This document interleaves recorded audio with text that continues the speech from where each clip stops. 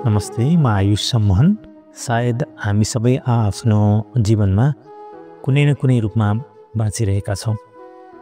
कोही सम्बन्धहरूको भग्नावशेषबाट उम्किएका छौँ, कोही अधुरा सपनाहरूको ओझेलमा परेका छौँ, कोही आफ्नो सोचको पर्खालभित्र कैद छौँ।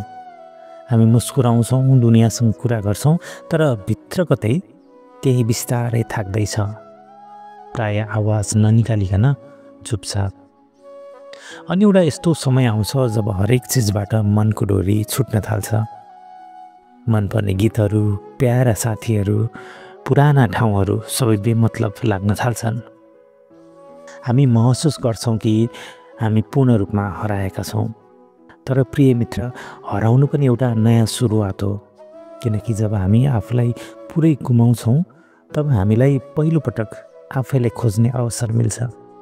आफूले खोज्नु कुनै गन्तव्य होइन, यो त एउटा आफ्नोपनको पुनरागमन हो, जुन बिस्तारै बिस्तारै फिर्ता आउँछ। यो तब हुन्छ जब हामी प्रश्न गर्न छोड्छौँ र आफैलाई स्वीकार गर्न थाल्छौँ। जब हामी आफ्नो भित्रको त्यो सानो बालकलाई अँगालो हाल्छौँ, जसले केवल यति मात्र चाहन्थ्यो कि कसैले भनोस् तिमी जस्तो छौ, ठिक छौ। कति कठिन हुन्छ होइन र आफैलाई यही रूपमा स्वीकार गर्नु।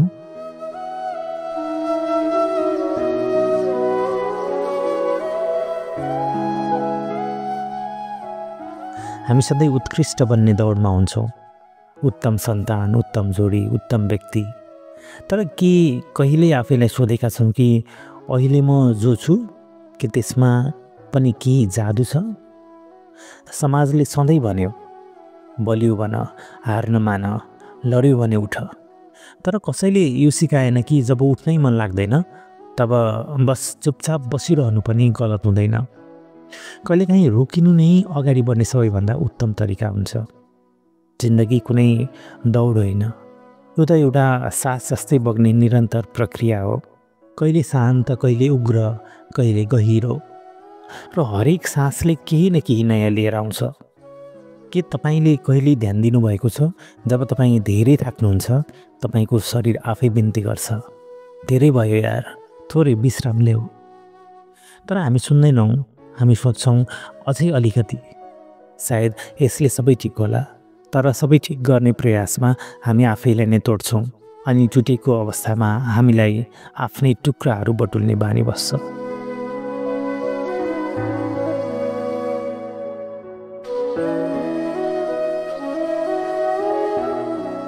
अब समय आएको छ ती टुक्राहरूलाई जोड्ने होइन, अगाध प्रेमले हेर्ने, किनकि हरेक टुटेको भागले तपाईँलाई बहुमूल्य पाठ सिकाएको छ। जुन चिजले पीडा दियो त्यसले सान्त्वना पनि दियो, जसले लडायो त्यसले जमिनबाट उठ्ने बाटो पनि देखायो। तपाईँका आँखाहरू केवल कमजोरीको चिन्ह होइनन्, ती तपाईँको आत्माको सत्यता हुन्, र तपाईँ जति सच्चा हुनुहुन्छ उति नै सुन्दर हुनुहुन्छ। हो, सायद तपाईँ आफ्नो अस्तित्वको सबैभन्दा हराएको रूपमा हुनुहुन्छ, तर जानिराखौँ यही रूप सबैभन्दा पवित्र हुन्छ, जहाँ कुनै देखावा हुँदैन, कुनै अभिनय हुँदैन। बस तपाईँ र तपाईँको यथार्थ सत्य मात्रै हुन्छ, र सत्यको आफ्नै एउटा राफ हुन्छ। त्यो बिस्तारै तपाईँको भित्र उत्रिन्छ र भन्छ म जिउँदैछु, म यहीँ छु, र म अझै चलिरहेको छु। कहिलेकाहीँ हामीले आफैलाई मुक्ति दिन आवश्यक हुन्छ, आफूलाई माफ गरेर। माफ त्यो समयलाई जब हामी कमजोर भयौँ, माफ ती निर्णयहरूलाई जुन सही थिएनन्, माफ ती सम्बन्धहरूलाई जसले हामीलाई तोडे र हामीले छोड्न सकेनौँ, माफ त्यो कुरालाई कि हामीले सधैँ आफैलाई अन्तिम प्राथमिकतामा राख्यौँ।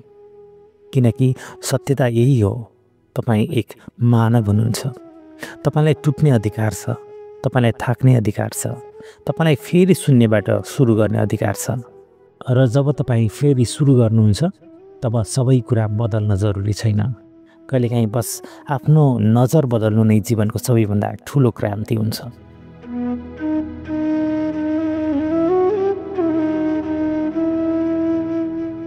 म ठिक छैन भन्नु नै म ठिक हुन सुरु गर्दैछु भन्नु जस्तै हो। तपाईँको पीडा तपाईँको परिचय होइन, यो केवल एउटा अंश हो जसले तपाईँलाई केही सिकाउँदैछ। तपाईँ पीडा होइन, तपाईँ त आशाको किरण हुनुहुन्छ। हरेक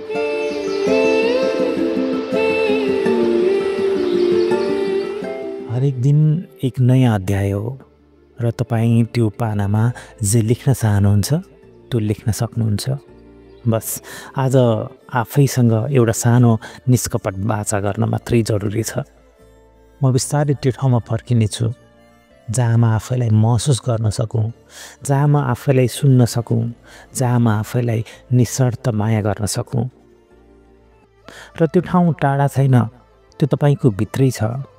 आज तपाईँले बस त्यस दिशातर्फ एक कदम बढाउनु छ।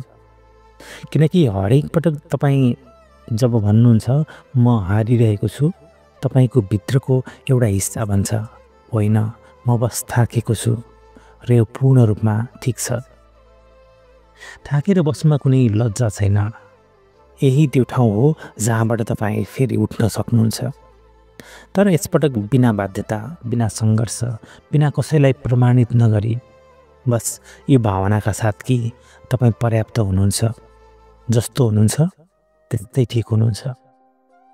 तपाईँको यो यात्राको अन्त्य कुनै निश्चित उत्तर होइन, यो केवल एउटा गहिरो महसुस मात्रै हो। जिन्दगी अझै गतिशील छ, तपाईँ अझै सास फेरिरहनु भएको छ र कतै न कतै एउटा आशा अझै जिउँदैछ र यही नै सबैभन्दा ठुलो कुरा हो।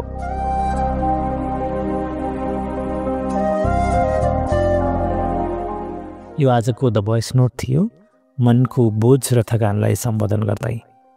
आशा छ तपाईँलाई यो सन्देशमा आफ्नोपनको महसुस भयो होला। यदि भयो भने यसलाई आफ्ना प्रियजनसँग साझा गर्नुहोस्। सुन्दै रहनुहोस् द भोइस नोट।